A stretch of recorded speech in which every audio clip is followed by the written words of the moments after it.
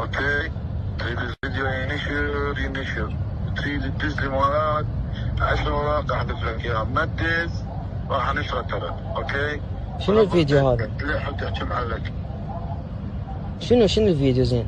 شفتوا هذا الفيديو هسه اللي نشرته لكم يوم 26 حزيران، واحنا اليوم 15 تموز، يعني تقريبا صار له 21 يوم من هددني الولد. اوكي. وشفتوا قدامكم انه قال رتبت عليك فيديو ولو تعطيني $1000 لو انشر الفيديو. المهم انا قلت له انشر الفيديو عادي تمام. المهم فبهذا اليوم طلع الفيديو.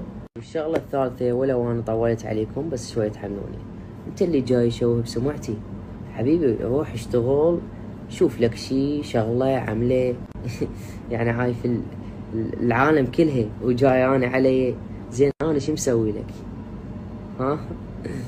المهم حسبي الله ونعم الوكيل على شكو شخص يشوه سمعتي، وان شاء الله تطلع بيك وبعضك ماشي.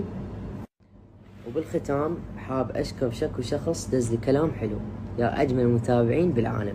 ولا والله العظيم يعني انتو مو متابعين ابد، انتو عائلتي الثانية زين.